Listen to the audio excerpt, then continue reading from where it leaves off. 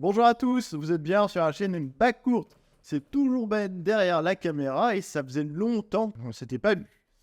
La saison de basket s'est terminée il y a quelques semaines. C'est pour moi l'occasion de refaire machine arrière et de revenir sur la saison exceptionnelle que nous avons vécue en Pro B. Que vous soyez amateur de Pro B ou pas, ne vous inquiétez pas, il n'y a pas de basket, alors vous êtes au bon endroit et vous n'aurez aucune excuse pour ne pas regarder cette vidéo en entier. Alors attachez vos ceintures et on se retrouve tout de suite pour un programme palpitant.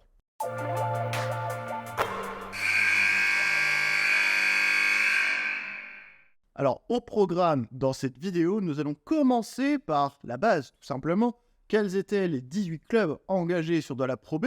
Et ça va justement être le moment pour travailler votre géographie puisque j'ai replacé les 18 clubs qui évoluaient en Pro B la saison dernière sur la carte de France. Ce sera aussi l'occasion de revenir sur les équipes qui ont été promues en Pro B et au contraire, quelles étaient les équipes qui sont descendues de Betclic Elite. Les transitions est toute faite. En parlant des promus et des équipes qui sont descendues de première division, quelles étaient les équipes qui étaient favorites à la fois pour la montée directe et pour la montée via les playoffs, et quelles étaient les équipes qui étaient destinées à jouer le maintien. Là aussi, transition toute trouvée, nous parlerons des équipes surprises de la saison, des équipes qui nous ont malheureusement déçus, et puis également on parlera des faits marquants, bien sûr, de cette saison 2022-2023 de Pro B, et on terminera par sortir la boule de cristal et parler de l'avenir. Vous avez sans doute suivi l'actualité, vous savez que la saison prochaine, il y aura un passage de 18 clubs à 16 clubs en Betclic Elite, la première division du basket, et on parlera donc de l'impact que ça peut avoir sur l'avenir de la compétition de deuxième division qu'est la Pro B.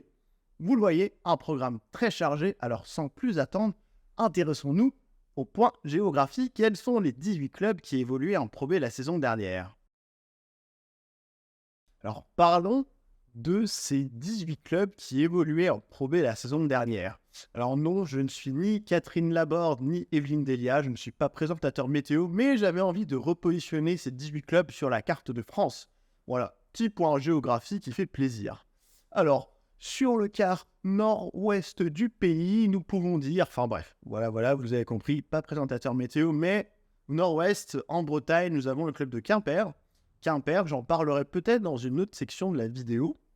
Juste à côté, pas très loin, mais qui ne fait pas partie de la Bretagne, nous retrouvons l'équipe de l'Hermine de Nantes, qui évolue en deuxième division. Juste en dessous, ma ville, là où j'habite, équipe promue, qui est montée il y a 2 ans, du coup, en Pro B, eh bien, c'était La Rochelle qui a vécu sa première division dans son histoire récente, on va dire, en Pro B. Pas très loin de Nantes, il y a aussi le club de Angers, l'EAB. Juste à côté, on va dire, positionné sur la carte, vous voyez qu'il y a Orléans. Orléans, gros club historique du basket français, qui a une belle histoire récente dans les 10 dernières années. Orléans, eh bien, à ma foi, c'était une équipe qui est descendue justement de première division. Nous avons juste en dessous, plus ou moins, on retrouve un petit paquet d'équipes dans la partie centre-est du pays, avec l'élan Chalon, là aussi, gros acteur historique du basket français. Vichy également, qui n'est pas très loin. Alors Vichy, la particularité, la JAV, c'est qu'il y a une entente entre deux villes. C'est la contraction de Vichy, la ville de Vichy, et de Clermont, qui donne le nom JAV, la JAVCM même, la Jeanne d'Arc Vichy-Clermont, pour l'anecdote. Pas très loin encore, là aussi, nous avons la fusion entre Aix et Maurienne. Donc Aix-Maurienne, un club qui est habitué depuis de nombreuses années maintenant à jouer le maintien en Pro B. Et puis, juste en dessous, nous avons Saint-Chamond, la ville de Saint-Chamond, qui n'est pas très loin de Saint-Étienne. Et puis, pas très loin, là aussi, nous avons le club de Saint-Vallier. Si on remonte un peu plus, on peut voir que nous avons 2 clubs, là, pas très loin, qui sont en Champagne Basket, anciennement qui s'appelait Châlons-Reims. Donc là aussi, un regroupement entre les villes de Châlons et de Reims, Châlons en Champagne, bien évidemment.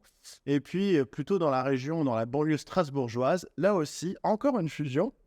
Tiens donc, il y a eu un regroupement récent entre les clubs de Gries Oberhofen et de Soufel-Weiersheim, ce qui a donné le club de l'ASA, l'Alliance Sportive Alsace, quelque chose comme ça.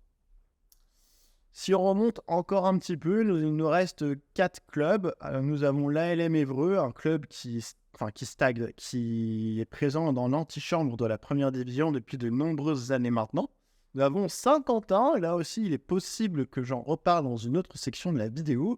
Et puis dans le nord, dans le vrai nord, nous avons le club de Denain, l'AS de Voltaire, et puis le club de Lille. Le club de Lille qui se positionne donc tout au nord. Et à l'extrême sud, du coup, nous retrouvons les Sharks d'Antibes. C'est d'ailleurs quelque chose qui est intéressant, vous pouvez le voir sur la carte, et c'est à peu près la même chose en première division, en Betclic Elite. Il y a assez peu de clubs du sud.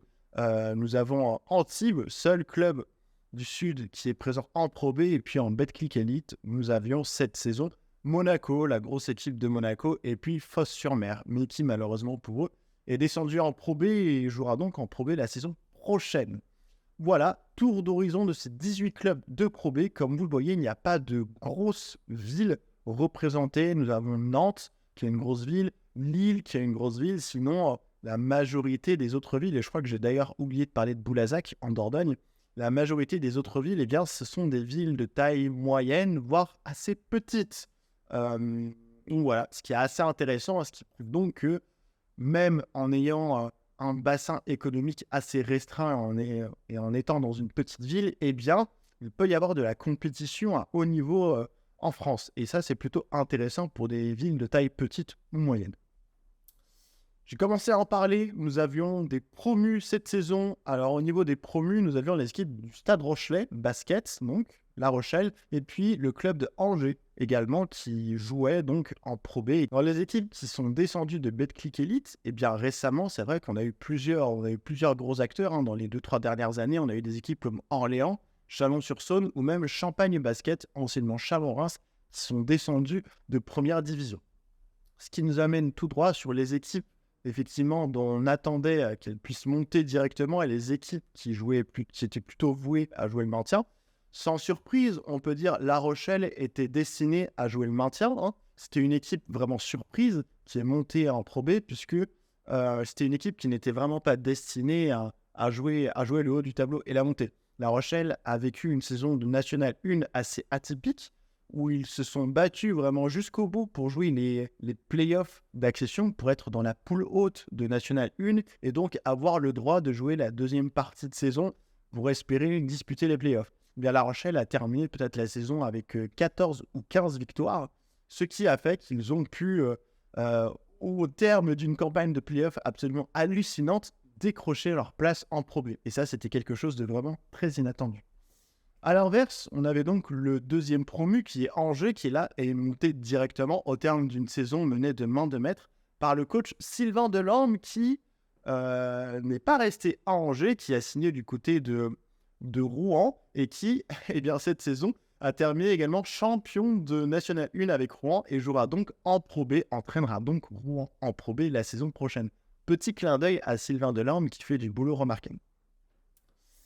Nous avons d'un autre côté les équipes qui étaient destinées à jouer le haut du tableau. Sans surprise, les plus gros budgets, Orléans, l'Élan Chalon et Champagne Basket. On peut dire que c'était vraiment les 3 gros clubs qui étaient destinés à jouer la montée. Et on verra d'ailleurs dans une prochaine section quelle est l'équipe championne et quelles sont les équipes surprises positives. Parlons maintenant des équipes surprises de la saison. Eh bien, j'ai envie de le faire en termes de classement. J'ai envie de faire un podium. Et à la 3e place de ce podium, roulement de tambour, j'ai envie de mettre dans les équipes surprises, eh bien Lille, de placer Lille à la 3e place. Lille a effectué une saison absolument remarquable. Ils ont fait une saison époustouflante puisqu'ils ont terminé 4e de la saison. Personne ne les attendait à ce niveau-là. Surtout que la saison passée a été très difficile pour Lille avec l'éviction de Jean-Marc Dupraz. Et là, ils ont promu en interne le coach Maxime Bézin. Et bien, avec Maxime Bézin à la tête de cette équipe lilloise, eh bien, Lille a terminé 4e de la saison avec des performances remarquables. Ils ont terminé avec une victoire de la 3e place. Ils ont fait une campagne de play-off tout à fait sérieuse. Donc, saison extrêmement prometteuse pour cette équipe lilloise qui, je le répète, on n'attendait vraiment pas ici par rapport à leurs moyens financiers. 2e place, comment ne pas parler du promu Angevin qui a terminé à la 11e place de la saison. Donc pour un promu, c'est quand même un résultat remarquable. C'est quand même très fort. Et en plus de ça, et c'est aussi pour ça que je les mets dans mon podium forcément, Angers a gagné la Leaders Cup, une compétition qui permet aux vainqueurs de se qualifier directement pour les playoffs si l'équipe ne termine pas dans les 9 premiers. Eh bien, figurez-vous que Angers a gagné la Leaders Cup, donc c'est quand même un vrai accomplissement pour une équipe qui, je le répète, vient de monter en Pro B. Et Angers a donné du fil à retordre en playoff au futur champion des playoffs, du coup, l'Élan Chalon, en s'inclinant 2 matchs à 1. Donc Angers a réalisé une vraie belle saison et pareil, je pense que personne ne pensait qu'ils allaient pouvoir réaliser cette saison-là. Surtout qu'ils ont perdu leur coach, qui les avait fait monter au terme d'une saison remarquable, encore une fois, époustouflante en National 1, en dominant vraiment. Donc il y avait aussi un point d'interrogation, on peut le dire, sur le fait que pour les premiers, on essaie de surfer sur une espèce de continuité. Alors, il y a eu quelques joueurs qui ont été conservés, mais perdre le coach, qui vraiment avait insufflé une vraie âme, on peut le dire, il y avait un vrai point d'interrogation sur la capacité à être tout de suite performant de la part de Angers. Eh bien, saison remarquable et magnifique. Et d'ailleurs, ils ont, tout au long de la saison, très longtemps été dans le top 9. Donc, vraiment, chapeau bas à ce club d'Angers. Première place du podium, comment, là aussi, ne pas le donner à Saint-Quentin. Saint-Quentin, c'est tout simplement le vainqueur de la saison régulière, donc l'équipe qui est montée directement à l'issue de la saison en première division. Saint-Quentin, un peu comme Lille, personne ne les attendait là au regard de leurs moyens financiers, même si certains qui sont un peu tatillons diront que sur les 2-3 dernières saisons, Saint-Quentin évoluait dans le haut du classement. C'est vrai, certes, mais Saint-Quentin, on peut le dire, avait un budget 2 fois moins élevé que celui de Chalon, qui était attendu justement pour monter directement en Betclic Elite.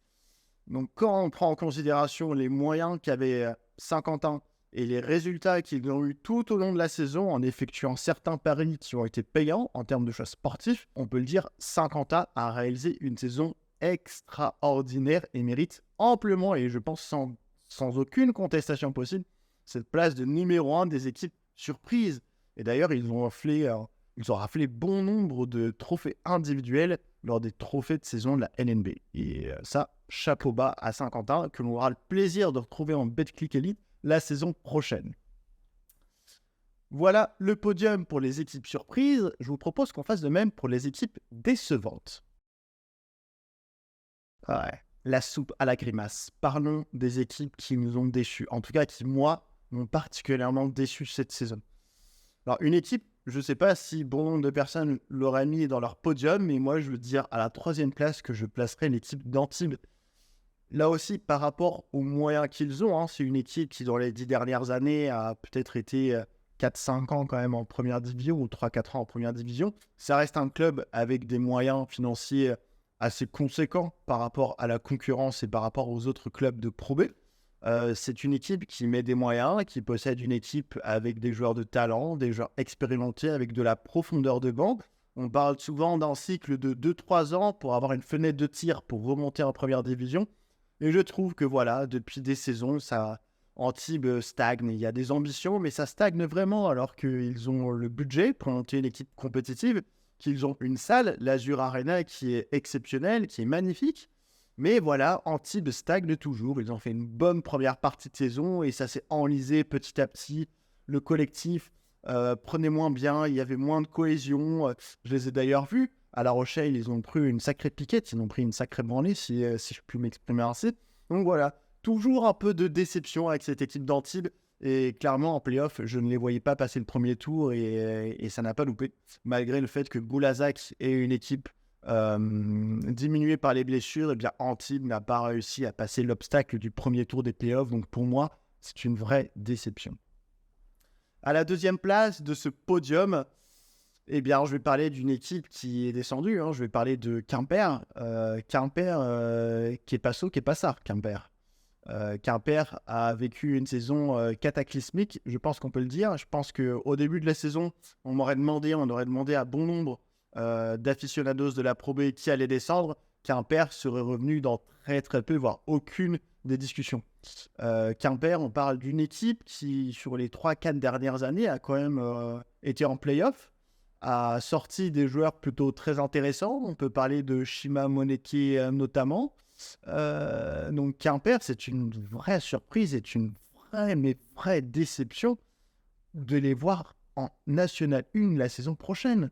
Ils avaient des joueurs de qualité, ils avaient un coach, Laurent Forest, qui était considéré comme une étoile montante dans le coaching du basket français il y a quelques saisons, lorsque Quimper a réalisé des prouesses avec, on le rappelle encore, des faibles moyens. Eh bien, lorsque Quimper se qualifie en play-off, on parlait peut-être de Laurent Forest comme la relève, peut-être de Vincent Collet en équipe de France. Donc c'est une vraie déception, franchement, de voir Quimper la saison prochaine en National 1. Surtout qu'ils avaient des joueurs de qualité. Ivan Branes, Didier Diawara, il y avait de l'expérience, il y avait des joueurs qui venaient de première division, des Théo Léon, des Lucas Brouis, etc. Mais ça n'a jamais pris. Il a manqué de l'athlétisme, du talent offensif, du fighting spirit. Il a manqué d'un peu de tout au final à Quimper et c'est vraiment une vraie déception et je les place sans regret sur mon podium des équipes décevantes. À la première place, j'aurais pu mettre Quimper. Les deux équipes ont été relativement proches et se sont battues jusqu'au bout vraiment pour le maintien, mais j'ai décidé de mettre l'équipe de Nantes sur mon podium des équipes décevantes. Là aussi, grosse incompréhension de ma part. Nantes, on est sur une grosse ville avec des moyens économiques assez élevés, de plutôt bon budget. Mais voilà, ça fait une dizaine d'années que Nantes végète dans le milieu du classement. Et de saison en saison, c'est de toujours plus en plus décevant. Alors cette fois, la corde est pas passée loin.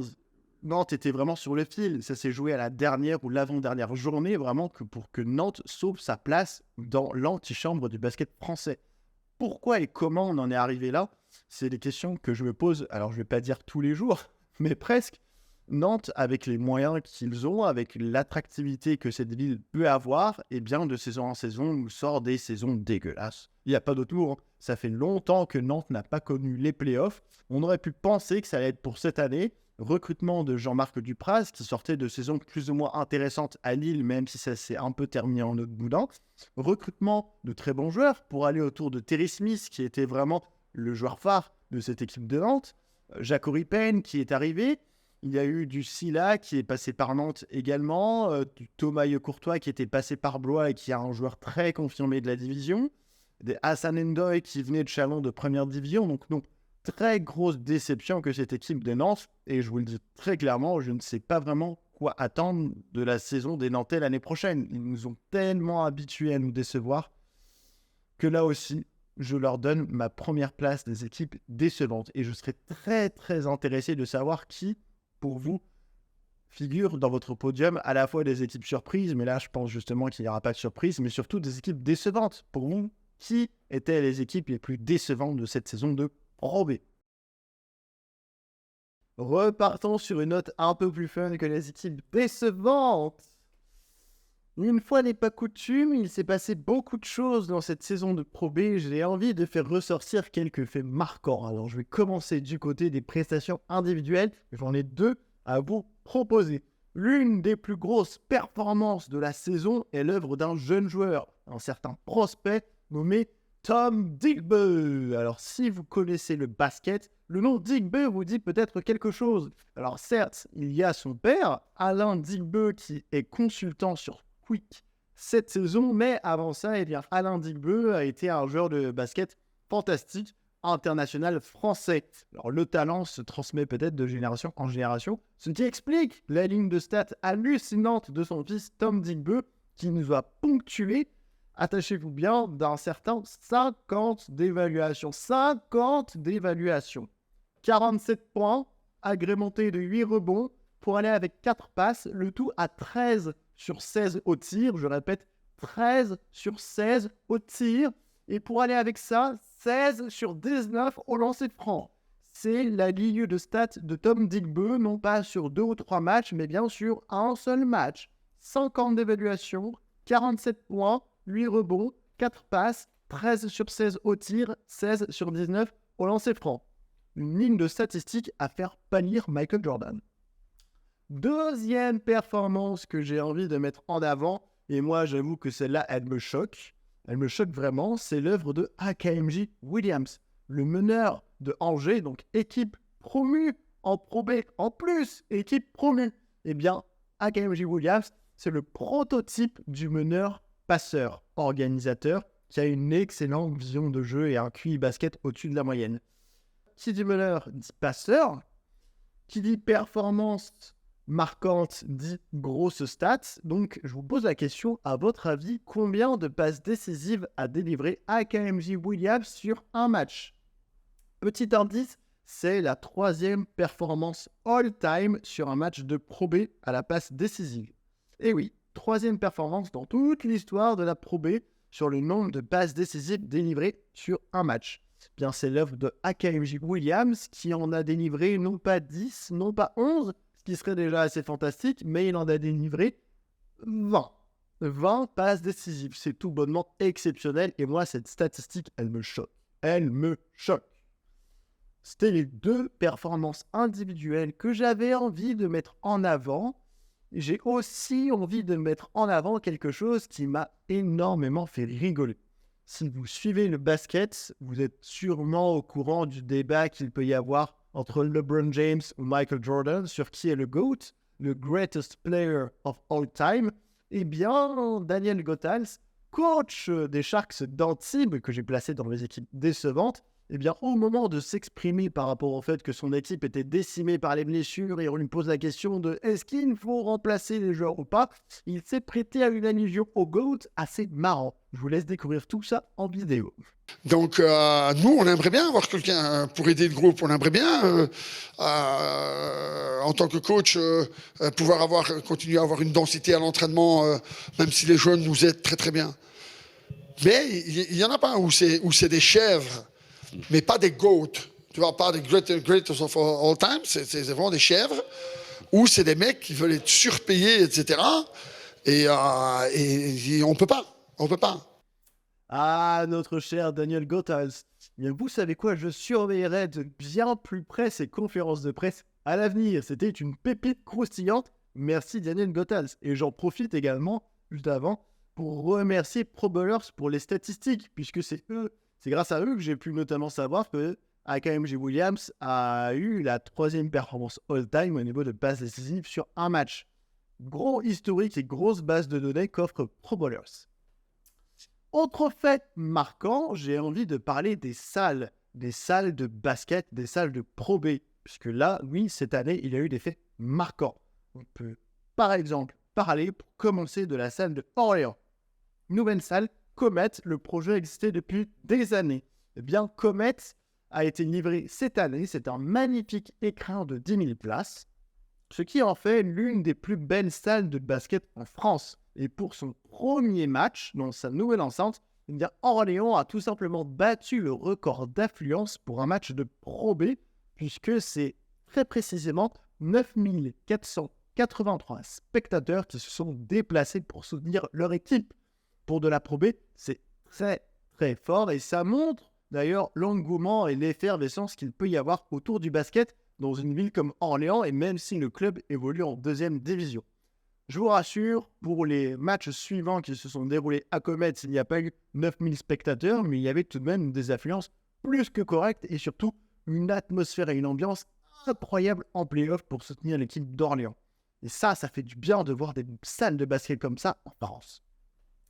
Il y a également eu une nouvelle salle à Saint-Chamond, qui était un peu jaloux de Orléans. Il ne voulait pas que Orléans soit le seul club à avoir une nouvelle salle cette saison.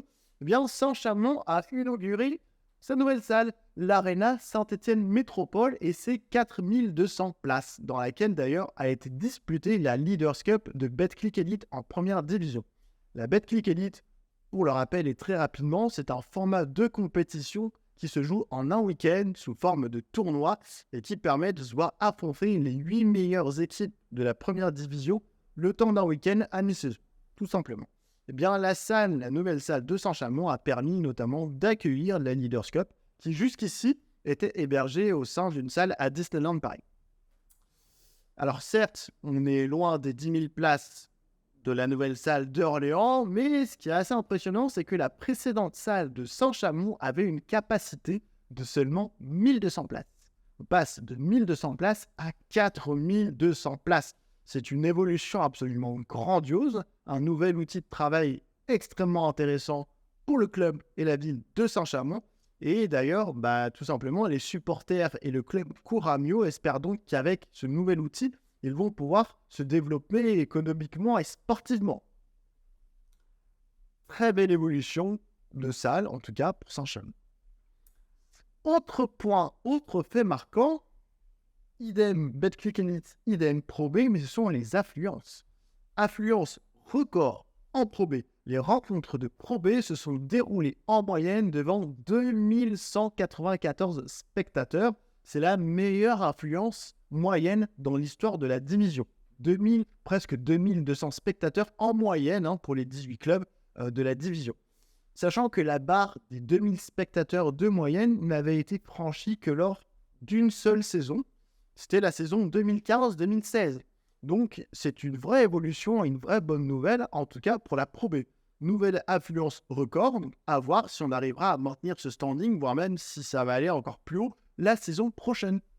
Et en parlant d'affluence record, eh bien, j'ai aussi envie de mettre en avant une statistique assez intéressante, c'est le taux de remplissage. Eh bien, il y a un club de Pro B cette saison qui a affiché un taux de remplissage de 97%, ce qui est assez incroyable. Alors, vous me direz, what, 97%, mais c'est énorme, presque tous les matchs à guichet fermé, presque. Eh bien oui, mais il y a un petit point à nuancer, c'est que ce club, c'est La Rochelle, qui joue dans la salle Gaston Neuber, que je connais très bien, puisque j'habite à La Rochelle. Eh bien, la salle Gaston Neuber est une petite salle d'environ 2000 personnes. Plus ou moins 2000 personnes, environ 1800, 1900.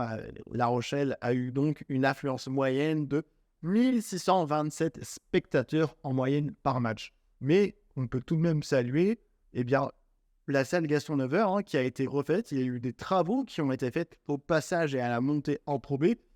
Et avoir un taux de remplissage de 97%, c'est tout de même exceptionnel. Sachant que le sport numéro 1 à La Rochelle, je pense que je ne vous l'apprends pas, ça reste et ça restera toujours probablement le rugby. On a fait le tour des faits marquants. Passons donc maintenant à la dernière catégorie. Quel avenir pour la Pro B ? Alors, comme j'ai dit dans l'intro de la vidéo, on va faire un petit retour sur l'actualité.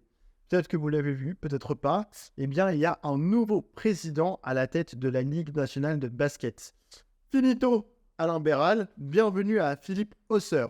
Et d'ailleurs, son successeur Philippe Hauser s'est exprimé sur le sujet qui est quand même très controversé du passage de 18 clubs à 16 clubs pour la Betclic Elite. Et on parle de Betclic Elite puisque effectivement, cette mesure du passage de 18 clubs à 16 clubs, forcément, ça peut avoir un impact sur la Pro B. La saison prochaine, il y aura donc 3 descentes en Betclic Elite, une seule montée. Donc là, il y aura déjà un premier changement. Une seule montée au lieu de 2 montées traditionnellement. La saison prochaine va donc être encore plus compétitive, sachant que la Pro B est un championnat extrêmement concurrentiel et très homogène. Il n'y aura plus qu'une seule montée. Alors, qu'est-ce que ça peut changer à plus long terme, à plus moyen long terme à l'avenir ? Eh bien, ça veut dire qu'il y aura moins de clubs en Betclic Elite, que le niveau des JFL va peut-être s'homogénéiser également et qu'il y a une tendance que l'on commence à observer, c'est que de plus en plus de clubs essayent de s'appuyer sur leur centre de formation. D'ailleurs, il y a des clubs de première division qui ont d'excellents centres de formation et qui essayent de capitaliser dessus et qui, d'année en année, sortent de plus en plus de joueurs. Je rappelle que les équipes de France jeunes ont d'excellents résultats, même si ce n'est pas toujours couronné de médailles, mais la France est reconnue quand même pour avoir un certain réservoir de jeunes talents. On voit des clubs comme Cholet, comme Le Mans, notamment comme Chalon, même s'ils viennent de descendre, enfin s'ils sont récemment redescendus en Pro B, qui ont de très très bons centres de formation. Il y a l'Asvel également de plus en plus. Et on voit que de plus en plus, eh bien, les jeunes joueurs décident non pas forcément de rester au club, d'être le 10e, 11e joueur en Betclic Elite et de tirer le banc et de jouer jusqu'à ce qu'ils n'ont plus l'âge nécessaire en espoir, mais ils vont chercher un rôle, ils vont chercher du temps de jeu, que ce soit en National 1 ou en Pro B. Et ça, c'est vrai que les dernières années, on a vu quantité de joueurs qui proviennent de centres de formation passer de la Betclic Elite à la Pro B pour justement aller gratter des minutes, aller s'aguerrir pour pouvoir rester 2 ans et peut-être, qui sait, aller retoquer à la porte de la Betclic Elite. Alors, à l'avenir, il est possible que cette tendance se confirme et que la Pro B devienne encore plus, peut-être, une ligue de développement pour les jeunes talents. On a vu, on peut en citer quelques-uns. On peut citer les Ilias Kamardine. On peut citer également le club de Vichy qui a fait du très bon travail avec Léopold Delaunay par exemple. On a vu Nathan De Souza du côté de l'ASA. On a pu voir Tom Dibeux, même si son cas est un peu différent. Donc, on voit qu'il y a de plus en plus de jeunes qui s'exportent en Pro B. Hugo Mielandi, du côté de Évreux. Donc, voilà, il est possible que de plus en plus, on ait des jeunes JFL qui viennent en Pro B, qui prennent du temps de jeu. Et la Pro B pourrait vraiment être un terrain d'expression et un terrain d'exposition, surtout pour de futurs jeunes bons joueurs. Et ça, c'est quelque chose que l'on apprécie particulièrement. Alors, je ne sais pas, vous, ce que vous en pensez, mais on considère que la Pro B pourrait être la deuxième compétition européenne, la deuxième ligue européenne nationale la plus relevée d'Europe. C'est quelque chose qui, de mon point de vue, peut se vérifier, même si la concurrence avec la Lega, donc la Lega Giù, la deuxième division italienne, est aussi de très bonne facture, tout comme la deuxième division espagnole. En tout cas, je suis très curieux de voir ce que va nous réserver la Pro B à l'avenir.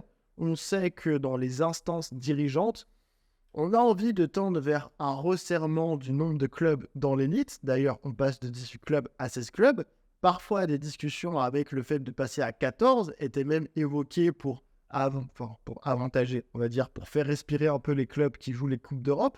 Mais plus globalement, ce que l'on observe, c'est que ça va être de plus en plus difficile pour les clubs qui évoluent dans des agglomérations petites, voire moyennes, et bien d'être compétitifs à haut niveau.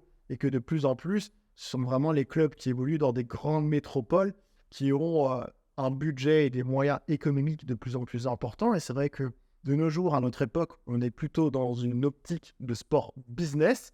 Et donc, il n'est pas impossible que les petits clubs aient du mal à se pérenniser, à se stabiliser en première division. Ce qui serait fortement dommageable, puisque une grosse partie de l'histoire du basket français s'appuie sur des clubs qui évoluent justement dans des clubs de petites ou moyennes villes. On peut citer Cholet, on peut citer Châlons, on peut citer Roanne, Le Portel, etc. Donc à l'avenir, à voir, peut-être que la Pro B va se retrouver avec de gros monuments et de bastions des clubs du basket français. Ce sera très intéressant d'observer tout cela. Voilà pour ce tour d'horizon de la saison de Pro B qui vient de se terminer. J'espère que ça vous a plu, j'espère que vous n'aurez pas été trop nostalgique. En tout cas, c'est l'intersaison et donc la saison des transferts bat son plein et j'aurai, je pense, très vite de nouveau l'occasion de faire une vidéo sur la Pro B pour justement traiter des transferts qui se font, voire même si la saison et si les transferts se concrétisent assez rapidement, commencer à faire des previews de certaines équipes, comme Denain par exemple, qui a plus ou moins terminé son recrutement et qui paraît monter une équipe extrêmement compétitive. Je veux vous dire que la saison de Pro B va être encore une fois palpitante à suivre. C'était Ben sur Backcourt. Si vous avez aimé cette vidéo, n'hésitez pas à liker, à commenter. Je suis toujours très intéressé de savoir ce que vous en pensez. Et surtout, je vous dis à très bientôt pour une nouvelle vidéo. Bye bye!